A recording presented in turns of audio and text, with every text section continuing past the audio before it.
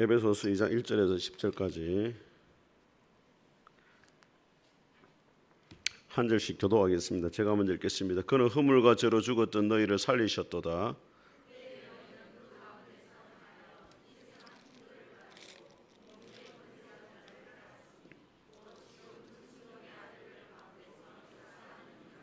전에는 우리도 다 그 가운데서 우리의 육체의 욕심을 따라 지내며 육체와 마음이 원하는 것을 하여 다른 이들과 같이 본질상 진노의 자녀였더니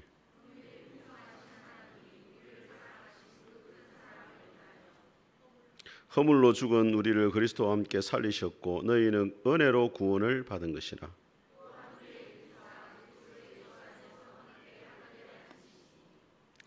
이는 그리스도 예수 안에서 우리에게 자비하심으로써 그 은혜의 지극히 풍성함을 오는 여러 세대에 나타내려 하심이라.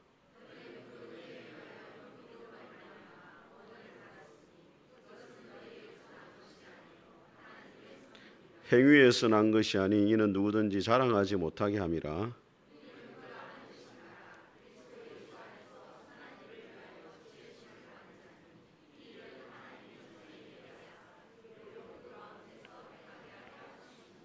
아멘. 우리 옆에 분과 인사해서 천국에서 만납시다 한번.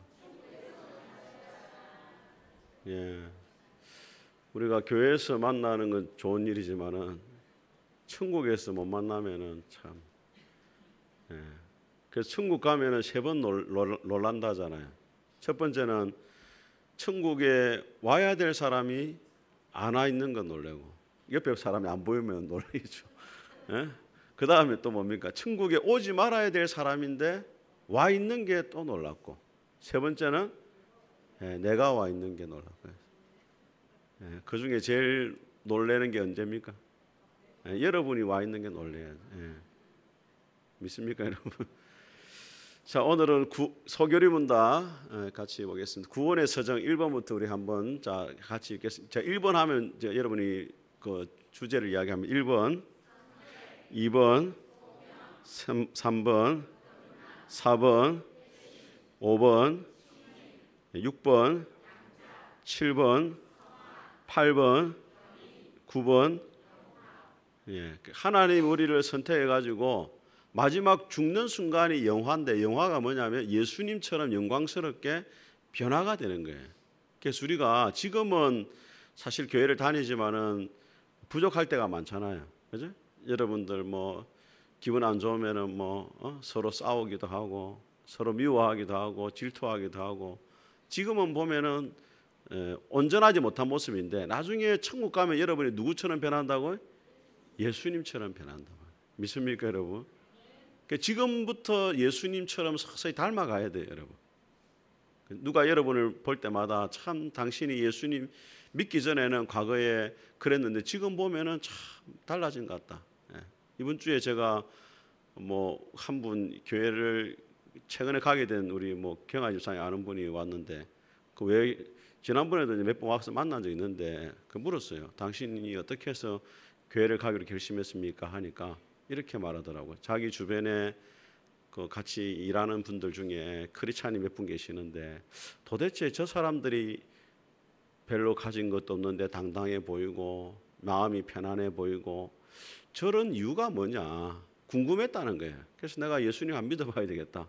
저들이 가지고 있는 뭔가 있는데 뭔가 있으니까 저들이 얼굴이 편안하고 당당하고 살아가는데 그런데 그 이유가 뭔지 궁금해서 지금 교회를 가게 됐다고 그렇게 이야기를 하시더라고요. 그래서 참 우리 예수님 믿는 사람이 겉으로 말로 복음을 전하는 건 중요하지만 뭐로 전해야 됩니까? 행동으로 삶으로 복음을 전해야 돼요. 제가 이전에 아버지 학교를 다녔을 때 제가 경남 목회자 아버지 학교 1호입니다. 1호. 예. 이건 제가 근데 거기 아버지 학교에 모토가 있습니다. 모토. 표가 뭐냐면 자녀는 아버지의 뒷모습을 보고 자란다. 아버지의 말로 보고 자라는 거. 아버지의 말로 보고 자라면 목사 아들이 제일 착해야 되죠.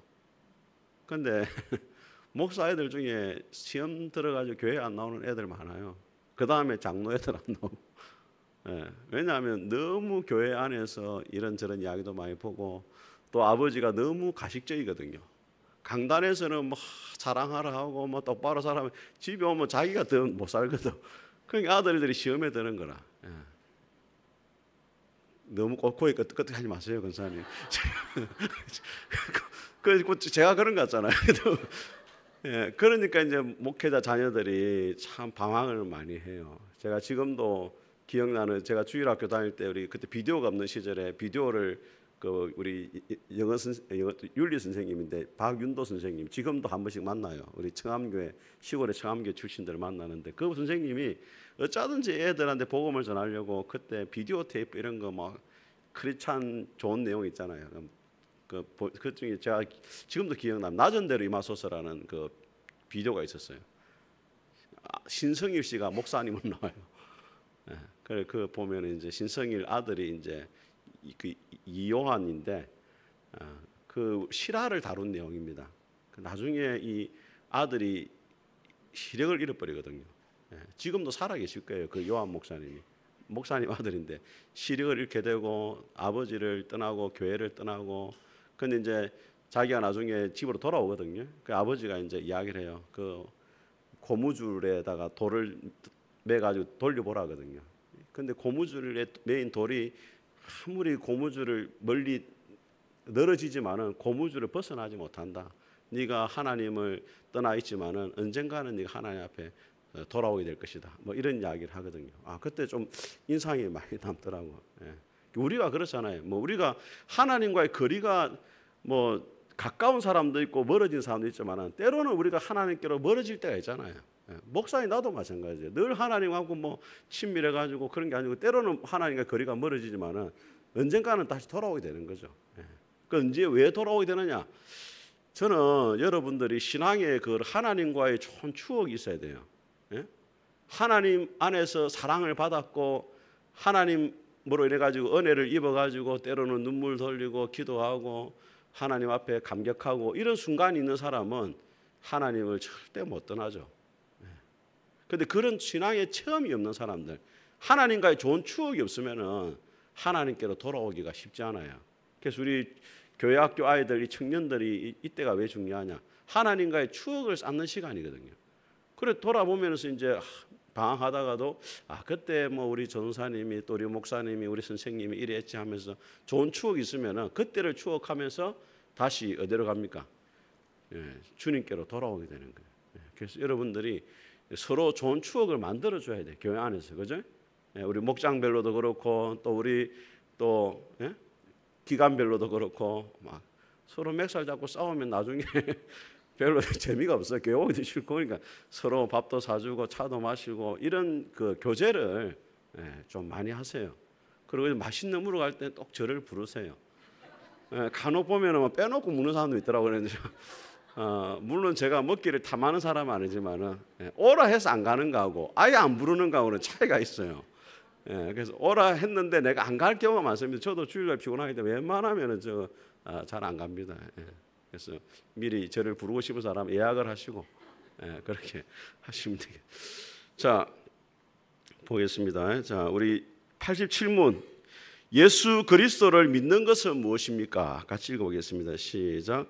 생명에 이르기는 회개는 곧 구원의 은혜인데 이로 말미암아 죄인이 자기 죄를 바로 알고 그리스도 안에서 하나님의 자비를 깨달아 자기의 죄에 대하여 슬퍼하고 미워하고 그 죄에서 떠나 하나님께로 돌아가서 굳은 결심과 노력으로서 새롭게 순종하는 것입니다.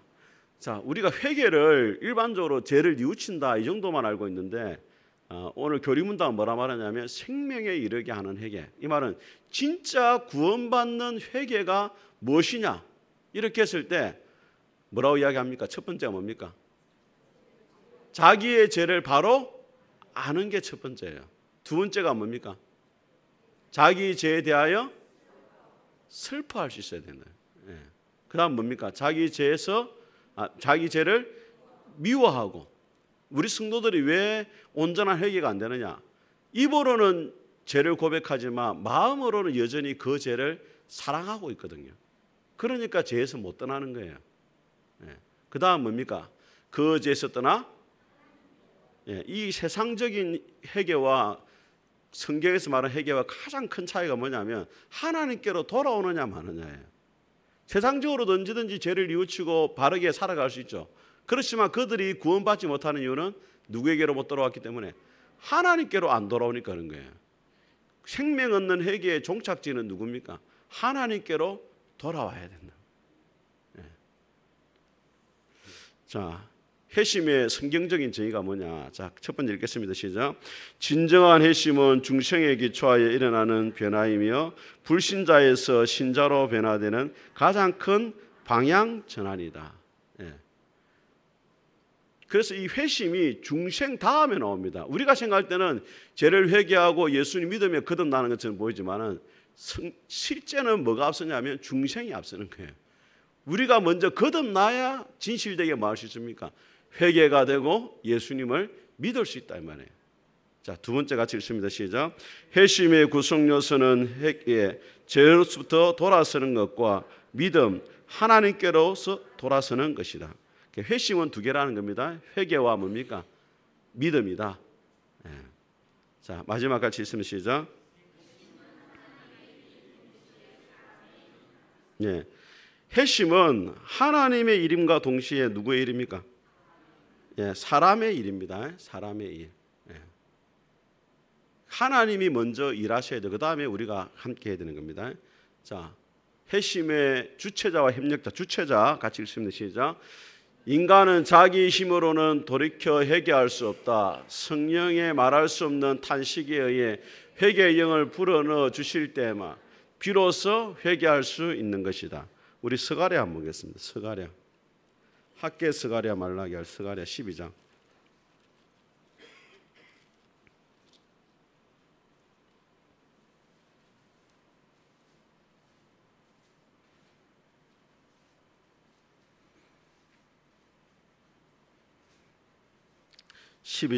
우리 10절 한번 보겠습니다. 10절 자 같이 읽어보겠습니다. 시작.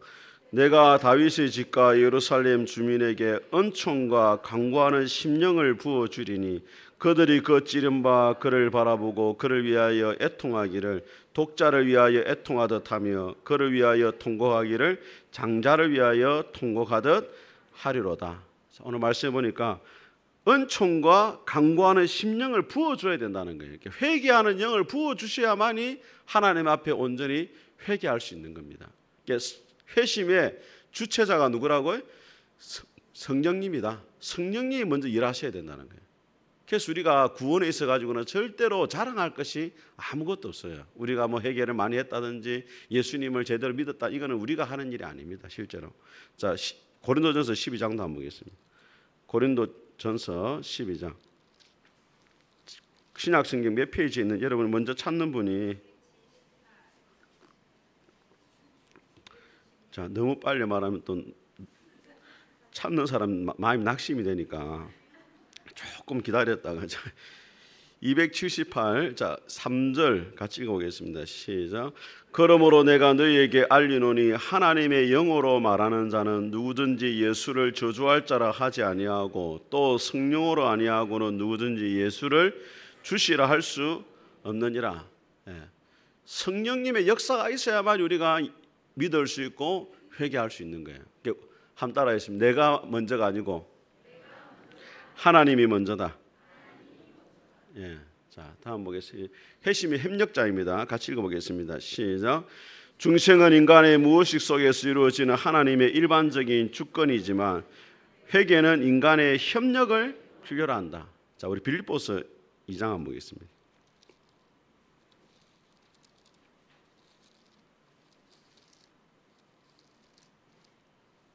빌립보서 2장. 자, 몇 페이지입니까? 이제 이때 좀 말을 해야 돼. 300. 자, 제가 못 찾겠네. 잠깐만요. 자, 같이 읽겠습니다. 시작. 2장 12절 시작.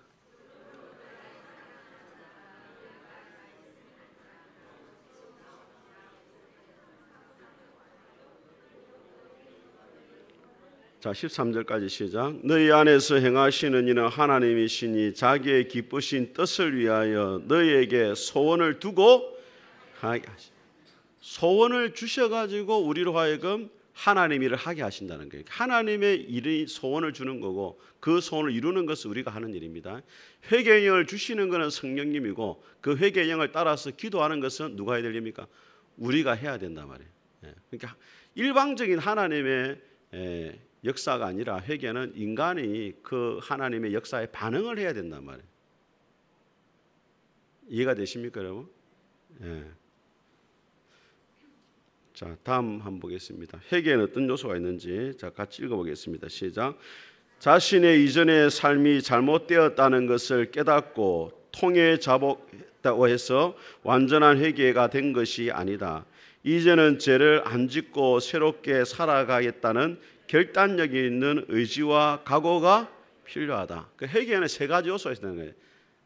지적인 요소가 있고, 그다음에 감정적인 요소가 있고, 의지적인 요소가 있어야 된다. 순서대로 한번 보겠습니다. 자, 회개의 첫 번째 단계.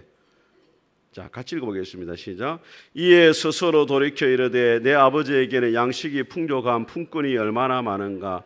나는 여기서 줄여 죽는구나. 자, 탕자가 아버지의 집으로 돌아올 때, 회개할 때 제일 첫 번째 반응이 뭐냐면 스스로 돌이켰다. 이 말은 자기의 잘못을 발견했다는 거예요. 회개의 첫 번째가 뭐냐면 함 따라합니다. 자기 죄를 발견하는 것이다. 자기가 죄인이라고 고백을 해야 돼요. 그게 죄라고. 여러분, 알코올 중독자들이 치료가 쉽습니까? 어렵습니까? 아유, 많이 드셔보시는 거 없네. 왜 어렵습니까? 알코올 중독자들이. 예? 알코올 중독자라고 인정을 안 해요. 아, 목사님, 저는 뭐 하루에 한 잔씩만 먹습니다. 그게 알코올 중독입니다. 그런데 인정을 안 해요, 자기들이. 특히 여러분, 신부들이 알코올 중독자가 많습니다. 예, 가톨릭 신부들이 뭐 가운 입고 하니까 그렇게 보이지만 술을 많이 먹어요, 신부들이요. 예, 제가 현장을 많이 목도했잖아요, 제가. 지난번에 새벽기도 마치고 나니까 저기 콩나물 국밥집 밥 먹으러 갔더니 신부님하고 여기 새벽기도 마치고 와가지고 막걸리 한 개 먹고 마치고 있더라고. 아, 신부도 막걸리 먹고. 예. 그 신부들 알코올 중독자가 많아요. 원래 그 양조 술 만드는 그 기술이 가톨릭 수도원에서 많이 발전을 많이 했어요. 수도원의 그 재원을 확보하기 위해서 술을 담은 기술이 했고 나중에 그 맛보다가 신부들이 많이 알코올 중독에 빠지게 됐어요. 근데 여러분도 마찬가지. 여러분들 중에서 예를 들어서 목사님, 나는 뭐 성질은 부리지만 뒷것은 없습니다. 그러면서 그걸 죄라고 인정을 안 해요. 성질 부리고 급하게 화를 내고 이런 것들이 자기 기질로 생각합니다. 그 기질이 아니고 뭡니까? 죄입니다, 죄. 그걸 인정을 해야 돼, 하나님 앞에. 내가 죄라고. 그래야 변화가 되는 거거든. 아시겠어요? 우리 여성분들은 많이 뭘 합니까? 시기하고 질투하잖아요. 뭘 시기하고 질투합니까? 예쁜 사람, 뭐 또 좋은 백 들고 있는 사람, 또 목사님이 조금 뭐 잘해주기라, 목사님 뭐 누구만 좋아하고 막. 저는 박건희만 좋아합니다, 여러분. 다른 여자들은 안 봐요, 제가요. 예. 근데 너무 그렇게 그 관심을 가지지 마시고 그걸 다 죄라고 고백해야 돼요. 아, 시기 질투 나는 것도 다 뭡니까? 죄죠. 예. 시기가 일어나는 근본적인 원인은 왜 시기가 일어납니까? 여러분, 교회사에서 죽음에 이르는 7가지 죄를 만들었거든요. 교회사에서 죽음에 이르는 7가지 죄. 제일 첫 번째가 뭐냐면 교만이에요. 그 교만의 죄 왼쪽에 좌우에 있는 게 뭐냐면 첫 번째가 시기입니다. 그럼 여러분 안에 시기가 일어난다. 그럼 무슨 죄가 깊이 있는 거예요? 다른 사람보다 내가 더 높아져야 되는데 저 사람이 교회에서 인정받고 또 목사님 사랑받고 이런 걸 보면서 뭐가 일어납니까? 시기가 일어나죠. 그게 저 사람보다 내가 높아지고자 하는 뭐 때문에? 교만 때문이라죠. 그 다음에 그 반대편에 또 있는 게 뭐냐면 분노입니다. 시기가 일어나고 난 다음에 그게 해결이 안 되면 나중에 뭐 합니까? 분노하죠. 언젠간 저거 한번 쫓아야 되겠다. 이렇게 이제 분노를 막 가지게 되는 거예요. 그게 누구냐면 사울이잖아요, 여러분. 다윗이 골리앗을 죽이고 돌아왔을 때 다윗이 죽인 자는 만만이고 사울이 죽인 자는 천천히 다니까 사울의 마음속에 뭐가 일어납니까? 시기가 일어나죠. 그 다음 누구를 죽이려 합니까? 다윗을 죽이려 하잖아요. 그 근본 뿌리가 뭐라고요? 교만이란 말이에요. 그래서 여러분 안에 우리 남자들은 시기를 잘 안 해요. 예. 근데 우리 여성분들 좀 시기 지금 또 그렇다. 아이고 목사님 너무 그렇게 저를 노려볼 필요는 없습니다. 그렇다 이 정도 생각하시고 있으라고. 그 다음에 두 번째는 뭐냐면 죄를 뭐 해야 됩니까? 같이 읽겠습니다. 시작. 이에 베드로가 예수의 말씀에 닭 울기 전에 네가 3번 나를 부인하리라 하심이 생각나서 밖에 나가서 심히 베드로에게 개입적인 묻잖아요. 네가 저 예수와 같은 당이 아니냐 했는데 베드로가 아니라고 하는 순간 베드로하고 예수님하고 마가복음 보면 눈이 딱 마주쳐 버려요. 얼마나 베드로가 민망했겠습니까? 결코 주님을 버리지 않겠다라고 3번이나 맹세했는데 한 번의 여종의 말에 모른다 부인했잖아요. 그래가지고 나중에 닭이 우니까 예수의 말씀이 생각나 해가지고 밖에 나와서 뭐 했다고요? 통곡을 하고 울어요. 왜 울었겠습니까, 여러분? 자, 베드로가 울은 이유 첫째, 예수님께로부터 나중에 심판받을 것이 두려워서. 두 번째, 예수님의 마음을 내가 너무 아프게 했구나. 자, 몇 번째예요? 예? 세 번째요. 그렇죠. 심판받을 것이 무서워서 우는 거는 진짜 회개가 아니에요. 진짜 회개는 뭐냐면 내가 주님의 마음을 너무 아프게 했구나.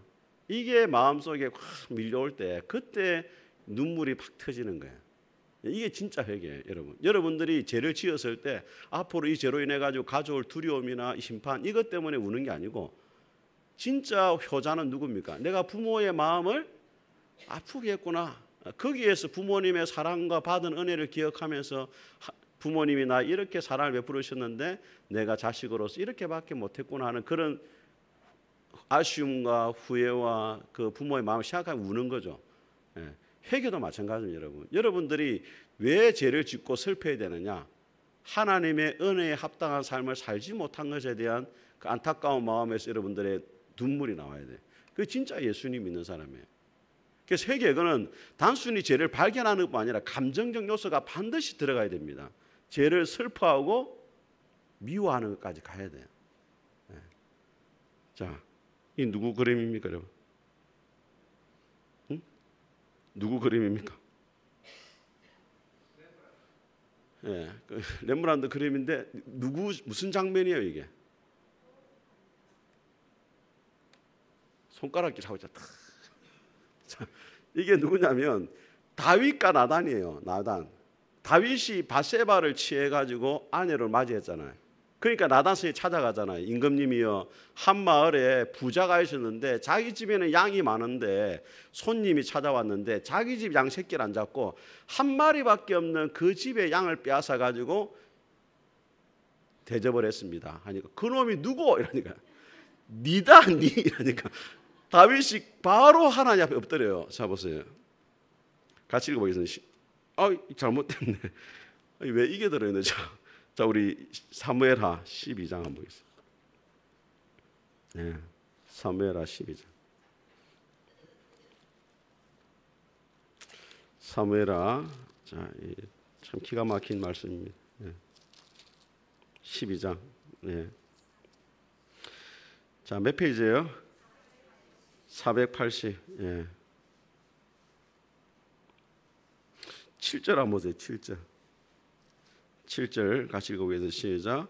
나단이 다윗에게 이르되 당신이 그 사람이라. 이스라엘 하나님 여호와께서 이와 같이 이르시기를 내가 너를 이스라엘 왕으로 기름 붓기 위하여 너를 사울의 손에서 구원하고. 8절. 내 주인의 집을 내게 주고 내 주인의 아내들을 내 품에 두고 이스라엘과 유다 족속을 내게 맡겼느니라. 만일 그것이 부족하였을 것 같으면 내가 내게 이것저것을 더 주었으리라. 하나님이 네한테 다 줬는데 네가 왜 그것을 감사하지 않고 다른 사람 것을 빼앗았냐 이 말이에요. 9절과 10절 같이 읽어보겠습니다. 시작.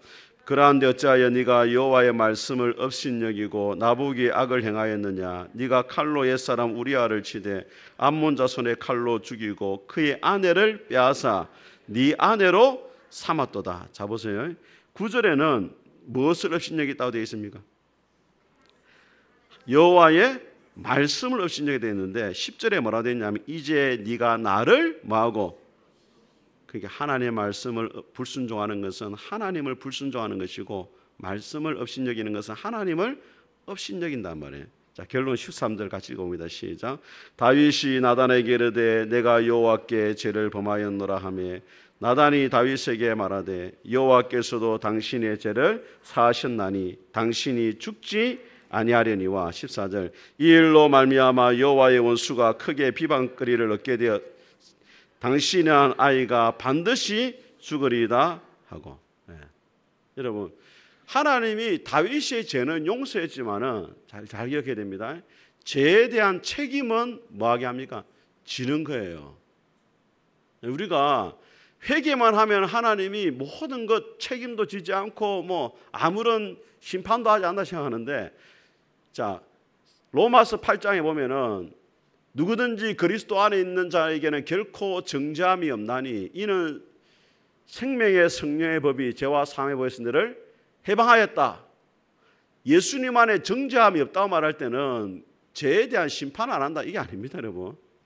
거기서 말하는 정죄함이라는 것은 지옥으로 떨어지는 정죄를 말해요.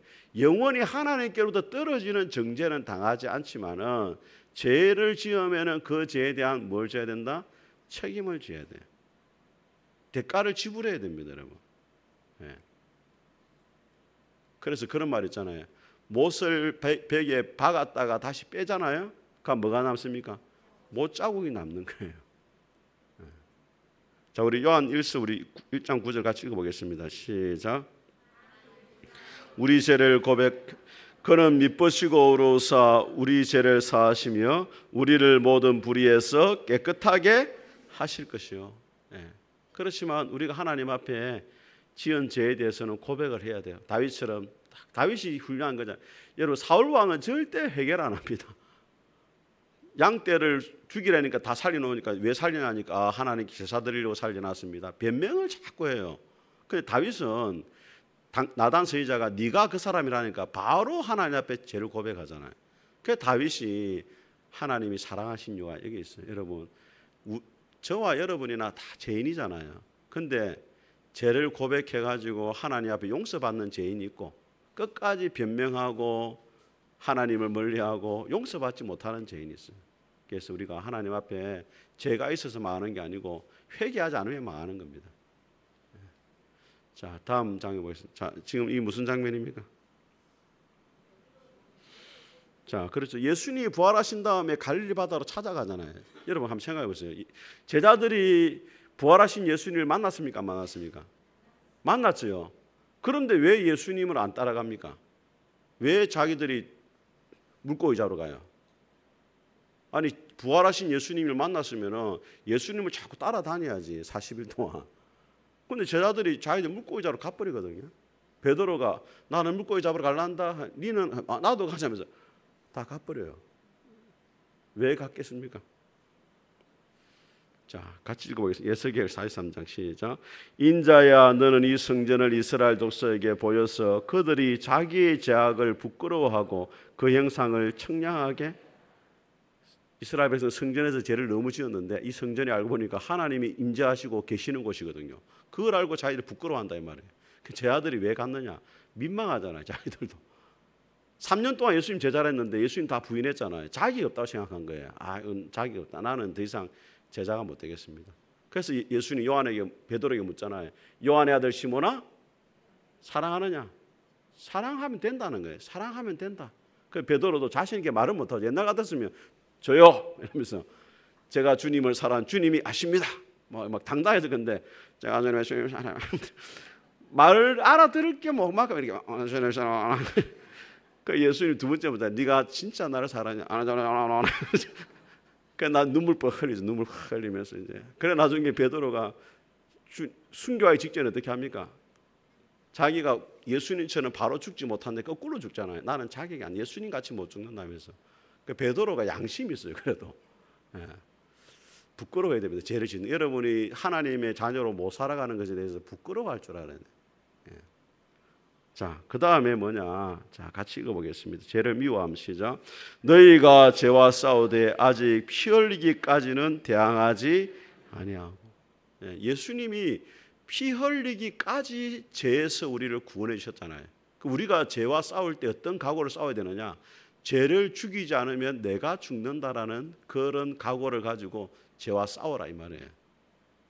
여러분이 고대의 로마 시대의 금투사들이 사자나 호랑이하고 싸우잖아요. 글래디에이터랑 그 영화 보면은 혼자서 막 짐승도 싸우잖아요. 짐승을 안 죽이면 자기가 죽는 거예요. 맹수를 안 죽이면은 그 피 흘리까지 싸운단 말이에요. 그럼 여러분 죄에 대해 어떤 말을 가야 되느냐? 죄를 이기지 못하면 내가 죽는다라는 그런 각오로 뭐와 싸워야 돼? 죄와 싸워야 된다.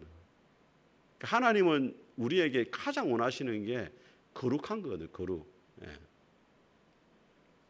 자, 마지막 단계입니다. 하나님께로 돌이킴. 같이 읽어보겠습니다. 시작. 악인은 그의 길을, 불의한 자는 그의 생각을 버리고 여호와께로 돌아오라. 그리하면 그가 긍휼히 여기시리라. 우리 하나님께로 돌아오라. 그가 너그럽게 용서하시리라. 회개의 종착지가 누구한테 돌아오는 겁니까? 하나님께로 돌아오는 거예요. 자, 저 그림, 렘브란트의 그림, 그 아버지 보세요. 눈을 한번 보세요. 눈 보입니까, 여러분? 예? 잘 안 보이죠? 집에 가서 한번 찾아보세요. 렘브란트의 탕자의 기항이라는 그 그림을 보면 아버지의 눈이 진물로 있어요. 아들이 떠난 다음에 얼마나 눈물을 많이 흘렸는지 아버지의 눈이 진물로 있고, 또 손을 보면은 오른손하고 왼손하고 다릅니다. 오른손은 약간 두툼해요. 남자의 손이고 왼손은 여자의 손입니다.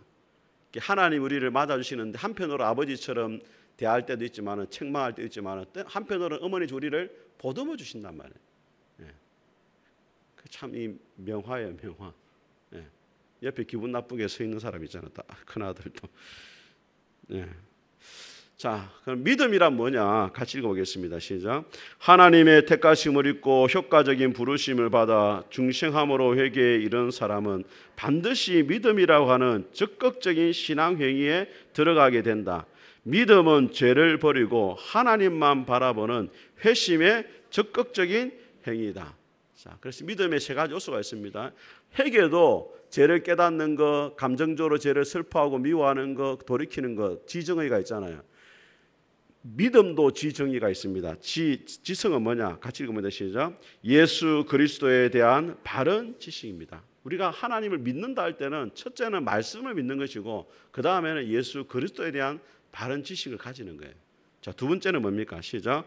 우리가 알고 있는 내용들에 대해 정서적으로 기꺼이 동의해야 됩니다. 감정적 요소죠. 아는 것이 아니라 거기서 동의해야 되고. 세 번째 의지. 시작. 예수님을 나의 구세주로 확실하게.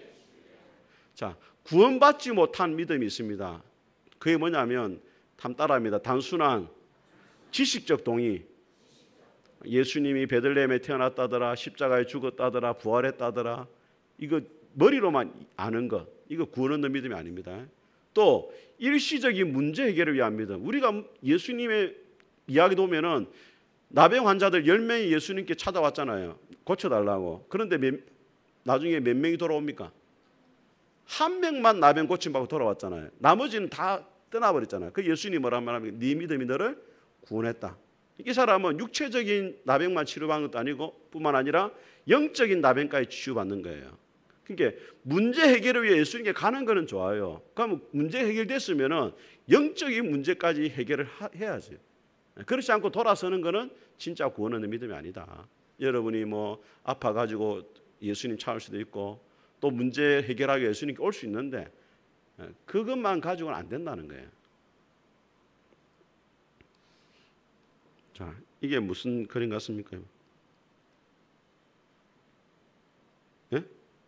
이게 어디 갔습니까? 어디 배경이? 예? 자, 여기 가면은 우리 어르신들이 미국에 제일 가고 싶어하는 그 관광 명소가 있습니다. 미국에 가면 제일 가고 싶어요.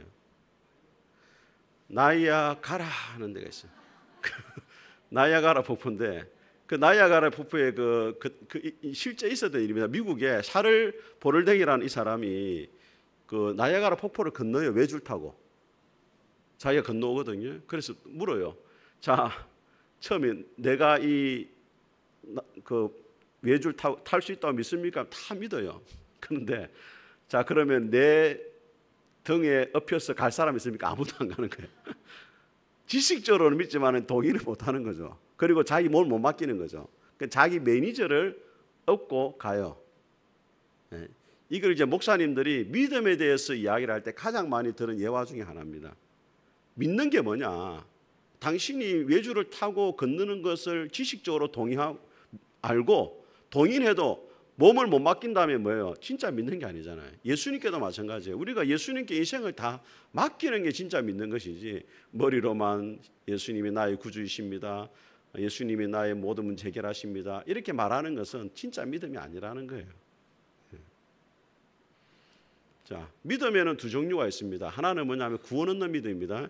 같이 읽어보겠습니다. 시작. 너희는 그 은혜에 의하여 믿음으로 말미암아 구원을 받았으니 이것은 너희에게서 난 것이 아니요 하나님의 선물이라. 행위에서 난 것이 아니니 이는 누구든지 자랑하지 못하게 함이라. 여러분, 구원 받는 데서 가지고 가장 가성비가 좋게 믿은 사람이 있어요. 누굽니까? 그렇죠.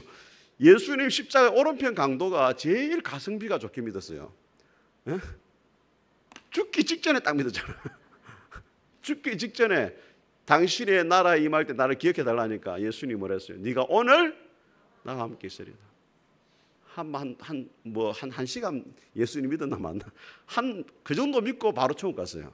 그랬더니 그러니까 목사님, 나도 가성비가 좀 좋게 믿었으면 좋겠습니다. 내가 지금 너무 일찍 믿어가지고 너무 지금 제한받는 것도 많고 놀지도 못하고 막 누리지도 못하고, 아이고 목사님 좀 손해보는 것 같습니다. 나 좀 밖에 갔다가 다시 오면 안 되겠습니까? 여러분 어떻게 생각합니까? 여러분 보니까 좀 그런 눈빛이 보이는지, 빨리 예수님 믿어가지고 지금 손해를 보는 것 같고, 이렇게 막 목사님한테 매여가지고 막 교회 청소하고 막 밥하고 빨리. 근데 이런 말이 있습니다. 이 한편 강도에 소원이 있었다는 거예요. 그 소원이 뭐겠습니까? 이 한편 강도가 예수님 믿고 마지막 천국 간 거는 좋은데 소원이 있다는 거예요. 이 소원이. 한 번이라도 주님을 위해서 살아봤으면 좋겠다. 이게 소원이에요. 진짜 예수님 믿고 구원받은 사람은 빨리 믿어가 후회하는 게 아니고, 내가 좀 더 일찍 주님께로 돌아와서 주님 위해 더 많이 살았으면 좋겠다, 이런 고백이 있어야 되죠. 우리 성도들 보면 가성비 좋게 믿으려고 지금 문제가 있단 말이에요. 그럼 안 된단 말이에요. 구원 얻는 믿음, 이 구원 얻는 믿음하고, 자 다음 보세요. 생활의 믿음이 있습니다. 같이 한번 읽어보겠습니다. 시작. 이에 예수께서 대하여 이르시되 여자여 네 믿음이 크도다. 내 소원대로 되리라 하시니 그때로부터 그의 딸이, 이게 수로보니게 연이잖아요. 자기의 죽어가는 딸을 고쳐달라는 예수님이, 나는 이스라엘 잃어버린 자 외에는 권한을 받지 않았다. 그러니까 또 나는 개라도 좋습니다 하니까 예수님이 네 믿음이 크다면 고쳐주거든요. 이것은 뭐냐면 문제를 해결하는 우리 생활 속에 주님을 의지하는 믿음을 말해요. 그래서 구원 얻는 믿음이라는 것은 크고 작은 믿음이 없어요. 예수님 믿음으로 한 번으로 끝나는 거예요. 그런데 생활의 믿음은 날마다 예수님을 의지하고 예수님께 자신의 삶을 맡기고 문제를 해결하는 믿음은 크고 작은 믿음이 있단 말이에요. 이 믿음은 자라가야 될 믿음이에요. 생활의 믿음은. 구원 얻는 믿음은 한 번 죄에서 돌이키고 예수님 믿을 때 우리가 가지는 구원 얻는 믿음. 그 다음에 생활의 믿음은 날마다 주님을 의지하고 우리의 삶을 주님께 맡기는 믿음. 이 믿음 어떻게 된다? 자라가야 돼요. 어떻게 자라가야 되느냐? 자, 에베소서 우리 4장 한번 보겠습니다. 에베소서 4장.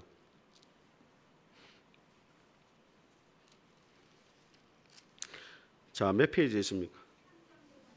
314페이지. 자, 11절과 12절을 먼저 읽어보겠습니다. 시작. 그가 어떤 사람은 사도로, 어떤 사람은 선지자로, 어떤 사람은 복음 전하는 자로, 어떤 사람은 목사와 교사로. 교회 안에 이런 직분들이 있다는 거예요. 하나님이 직분을 주신 이유가 뭐냐? 그 이유는 성도를 온전하게 하여 성숙하게 만드는 데 있습니다. 여러분들이 교회에 존재하는 목적이 뭐냐? 서로를 성숙하게 되도록 도와줘야 돼요. 그 다음에 성숙하게 만들어 하는 일이 뭡니까? 봉사의 일을 하는 것, 주님을 섬기는 자리로 가도록 만드는 거예요. 그래서 그리스도의 몸을 뭐한다? 세우기 위해서. 자, 그러면 13절 같이 읽으면 시작. 우리가 다 하나님의 아들을 믿는 것과 아는 일에 하나가 되어 온전한 사람을 이루어 그리스도의 장성한 분량이 충만한 데까지 이르리니. 이 말은 우리가 어디에까지 자라가야 되느냐? 예수님처럼 되어지는 그 신앙의 수준까지 자라가야 된다 이 말이에요. 성숙함이. 생활의 믿음은 그리 자라가야 돼요. 예수님을 닮아가고 예수님처럼 살아가고. 근데 그 일을 누가 해줘야 됩니까? 우리가 노력해야 되지만 주변 사람들이 그리스도의 몸을 세운다는 것이, 들어보세요 여러분. 여러분 이게 본다 해서 답이 안 나와요. 여러분 실력을 알잖아요. 여러분 왜 그래 뭐 안 되는 걸 보고 있습니까? 자, 그리스도의 몸을 세운다 이 말은 여러분 성전을 건축한다는 말 아니에요. 건물을 세운다는 게 아니고 여러분이 그리스도의 몸이잖아요. 그죠? 교회잖아요. 한 사람 한 사람이. 여러분이 예수님 보시기에 장성한 사람으로 자라가는 것이 궁극적으로 교회를 뭐한다? 세우는 거란 말이에요. 그걸 누가 해야 됩니까? 목사와 교사와 집사와 장로로 세운 여러분들을 통해 가지고 서로가 서로를 주님 안에서 온전한 자로 뭐 해야 된다? 세워가도록 노력해야 된다. 그래서 여러분들이 주변 사람들을 더 믿음 좋은 사람으로 자라가도록 도와주는 일을 누가 해야 돼요? 여러분이 해야 돼요. 그래서 예수님 믿으면 서로가 사랑하라 이러잖아요. 사랑하는 거하고 좋아하는 거 차이가 뭐예요? 하나님이 세상을 이처럼 좋아하사 이렇게 안 했잖아요. 이처럼 사랑하사 했잖아요. 사랑을 제가 찾아보니까 이런 개념입니다. 좋아한다는 건 뭐냐면 저 사람 때문에 내가 행복해지는 거예요. 그 좋아하는 거죠. 그 사랑은 뭐냐? 나 때문에 다른 사람이 행복해지는 거는 사랑하는 거예요. 주님 우리를 서로 말하고 사랑하라 이 말은 나 때문에 다른 사람이 행복해지도록 해야 돼요. 교회가 어떤 곳이 돼야 되느냐? 나 때문에 다른 사람이 행복해지도록 교회가 돼야 돼요. 목사 때문에 누가 행복해야 됩니까? 성도님들이 행복해야죠. 여러분 때문에 누가 행복해야 됩니까? 제가 행복해야 되죠. 그러면 제가 그러면은 여러분 행복하게 하려면 어떻게 해야 되겠습니까? 네? 뭐라고요? 제가 여러분을 행복하게 해주는 목사가 되려면 어떻게 해야 되겠어요? 제가 여러분을 잘 섬겨야 되고, 지금처럼 처음처럼 뭐 소주 이런 거 같네. 근데 제가 보니까 참 목사가 행복하지 못하면 교인이 행복하지 못하잖아요. 그게 이제 스스로 저도 이전에 보니까 서울의 한신교회의 이중필 목사님의 그 목회 철학이 뭐냐면은 목사의 행복하라 이거예요. 목사가 행복해야 교인들이 행복하게 할 수 있다 이 말이에요. 그 말은 목사가 영적으로 성숙해지도록 해야 다른 사람도 뭐 할 수 있다? 성숙해지게 할 수 있다 이 말이에요. 이 원리를 잘 기억해야 돼요, 여러분. 그래서 하나님을 사랑하고 또 나를 사랑하는 게 왜 중요하냐? 나를 사랑해야 다른 사람도 사랑할 수 있는 거예요. 그래서 여러분들도 너무 막 자기를 희생해가면서 하는 게 아니라 여러분이 먼저 행복해지도록 한 번씩 여러분에게 선물도 주고, 그렇죠? 여러분한테 칭찬도 해주고 여러분이 행복해야 돼요. 그래야 가정이 행복하죠. 여러분이 안 행복한데 어떻게 가정이 행복하겠습니까? 그래서 뭐 좀 말이 좀 이상하게 새는 것 같은데 하여튼 서로를 뭐 해야 된다? 행복하게 만들어줘야 돼요. 그래야 주님이 원하시는 교회가 될 줄 믿습니다. 우리 같이 한번 찬송하겠습니다. 384장.